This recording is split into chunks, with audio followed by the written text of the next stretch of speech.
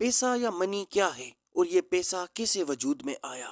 جب پیسہ نہیں تھا تو اس وقت کاروبار کے معاملات کیسے طے پاتے تھے؟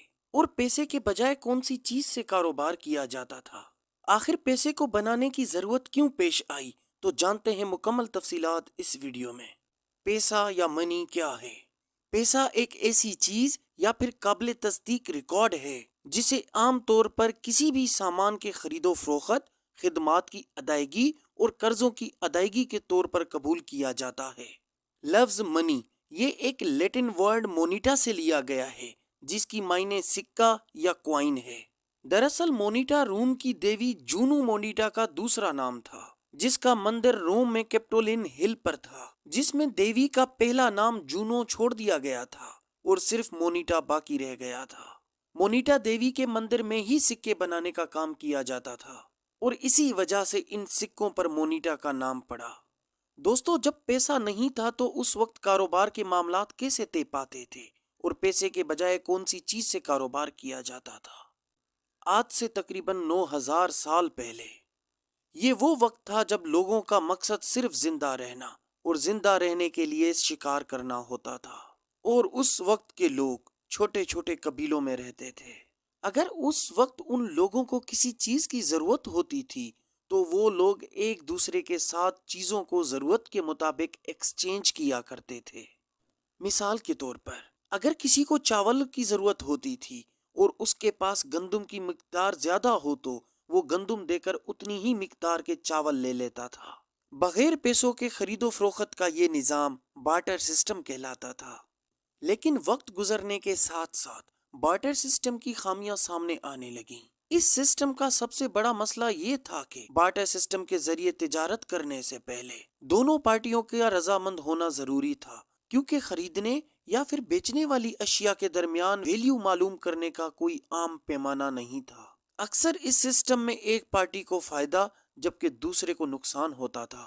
اس سسٹم کا سب سے بڑا مسئلہ تب آتا تھا جب اس وقت کے لوگ ایک سے زیادہ لوگوں سے تجارت کرنے لگے تھے، کیونکہ اتنے لوگوں کے ساتھ تجارت کرنا اور اس کا حساب کتاب رکھنا انتہائی مشکل کام تھا۔ پھر تجارت کے سارے حساب کتاب کو یاد رکھنے کے لیے چھوٹے چھوٹے مٹی کے ٹکڑوں پر لکھنا شروع کر دیا تھا۔ بہرحال اس وقت ایک ایسے سسٹم کی ضرورت تھی جو فیئر ہو، جس میں تجارت کرنا آسان ہو۔ 3000 BC یہاں سے شروعات ہوتی ہے ایک نئے سسٹم کی جسے کوموڈیٹی منی کہا جاتا تھا۔ اس سسٹم میں ہم نے ہر اس چیز کو پیسہ بنا دیا جو نایاب تھی، مثلا سونا، چاندی، تانبا، نمک، کالی مرچ، گائے، بھینس، کلہاڑی، چاقو، تلوار، تمباکو نوشی، شراب، کووری شیلز، اور انسان کو بھی کوموڈیٹی منی کے طور پر استعمال کیا جاتا تھا۔ لیکن کوموڈیٹی منی کی بھی کچھ خامیاں تھیں، کیونکہ کوموڈیٹی منی کے طور پر استعمال ہونے والی ہر چیز کی الگ الگ قیمت تھی۔ اس وقت ایک ایسی منی یا سسٹم کی ضرورت تھی جو قابل بھروسہ ہو، یعنی ریلائبل منی ہو۔ وقت گزرنے کے ساتھ اس کی قیمت کم نہ ہو، کیونکہ شراب، نمک، کالی مرچ، تمباکو تو وقت کے ساتھ ساتھ خراب ہو جاتے ہیں اور پھر ان کی وہ قیمت نہیں رہتی جس قیمت پر یہ چیزیں خریدی جاتی ہیں۔ پھر ہوا ایک نئے دور کا آغاز جس میں شروعات ہوئی میٹالک منی کی۔ 640 BC تاریخ میں پہلی بار لیڈیا کے بادشاہ ایلیٹس کے دور میں میٹالک کوائنز بنانے کا کام شروع ہوا۔ سکے الیکٹرام سے بنائے جاتے تھے جو قدرتی طور پر چاندی اور سونے کا مرکب ہوتا ہے، اور سکوں پر ایسی تصویروں کی مہر لگی ہوئی ہوتی تھی جو فرقوں کے طور پر کام کرتی تھی۔ لیڈیا کی کرنسی نے ملک کو اپنے اندرونی اور بیرونی تجارتی نظام کو بڑھانے میں مدد کی اور اسے امیر ترین سلطنتوں میں سے ایک بنا دیا تھا۔ لیڈیا کے بعد ہر ملک کا بادشاہ اپنی اپنی سلطنت کے لیے سکے بنوانے لگا اور اس کے ذریعے تجارت کرنے لگا۔ لیکن یہاں ایک مسئلہ تھا، سکوں کو ایک جگہ سے دوسری جگہ شفٹ کرنا انتہائی مشکل کام تھا، کیونکہ اس وقت ساری تجارت بحری جہاز کے ذریعے ہوا کرتی تھی۔ زیادہ سکوں کی وجہ سے جہاز پر وزن پڑتا تھا اور اس لیے بحری جہاز پر زیادہ سکے لے جانا انتہائی مشکل تھا۔ اس مشکل کو حل کرنے کے لیے یہاں ضرورت پیش آئی ایک نئی اور ہلکی کرنسی کی۔ تب یہاں سے شروعات ہوتی ہے پیپر منی کی۔ سال 1260 چین کا یوان خاندان سکوں سے کاغذی کرنسی پر منتقل ہوا۔ اس کے بعد ہر ملک نے کاغذی کرنسی چھاپنا شروع کر دی تھی، کیونکہ پیپر منی کو استعمال کرنا آسان اور محفوظ تھا۔ پیپر منی کو IOU کا نام دیا گیا تھا، کیونکہ IOU کی معنی قرض کا ایک تحریری اعتراف کرنا ہے کہ میں تمہارا مقروض ہوں۔ پیپر منی کے آنے کے بعد بینکس اور سرمایہ کاروں نے لوگوں سے سونا چاندی لے کر ان کو اس کے عوض IOUs دینا شروع کر دیے تھے۔ کئی صدیوں تک ایسا ہی چلتا رہا۔ پھر ایسا وقت آیا کہ لوگوں کے پاس صرف پیپر منی کے علاوہ اور کوئی کوموڈیٹی منی نہیں تھی۔ پیسہ زیادہ ہونے کی وجہ سے مہنگائی بڑھتی چلی گئی۔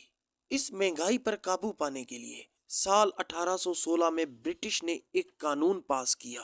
اس قانون کے مطابق جس ملک کے پاس جتنا سونا ہوگا وہ اتنا ہی پیپر منی پرنٹ کر سکتا ہے۔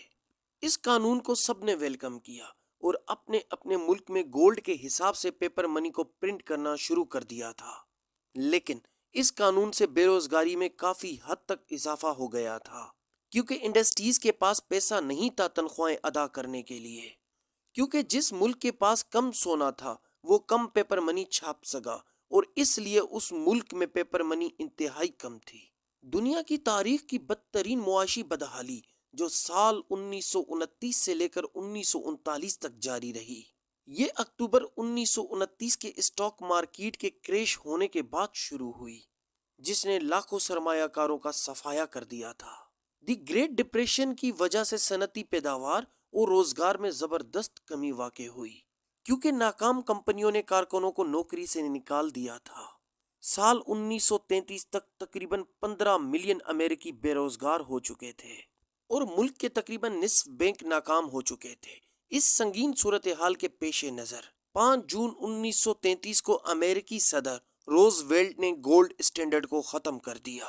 پھر صدر نے کاغذی رقم کی ضرورت سے زیادہ پرنٹنگ کو کنٹرول کرنے کے لیے مرکزی بینک FED تشکیل دیا، اور اس طرح بینکوں نے کاغذی کرنسی کی پرنٹنگ اور مہنگائی کو کنٹرول میں کر لیا تھا۔ پیپر منی کو ایک جگہ سے دوسری جگہ لے جانا تو انتہائی آسان ہے، لیکن پیپر منی کی بھی کچھ خامیاں ہیں۔ اسے ایک جگہ سے دوسری جگہ ٹرانسفر کرنے میں وقت لگتا ہے۔ اس لیے سال 1981 میں شروعات ہوئی آن لائن بینکنگ کی، جہاں منی کو ایک جگہ سے دوسری جگہ ٹرانسفر کرنا انتہائی آسان اور سیکنڈز کا کام ہے۔ ڈیجیٹل منی نے ہمارے سارے مسئلے حل کر دیے تھے، لیکن ڈیجیٹل منی کا ایک بہت بڑا مسئلہ تھا۔ ڈیجیٹل منی کو بآسانی ہیک کیا جا سکتا ہے، تو اب ہمیں ایک ایسی کرنسی چاہیے تھی جسے ہیک نہیں کیا جا سکتا ہو۔ تو سال 2009 میں انٹری ہوتی ہے ڈیجیٹل کرنسی کی، جسے کرپٹو کرنسی کے نام سے جانا جاتا ہے، اور آج کئی ہزار کرپٹو کرنسیز مارکیٹ میں آ چکی ہیں۔ تو یہ ویڈیو کیسے لگی آپ کو کمنٹس باکس میں ضرور بتائیے گا۔ شکریہ۔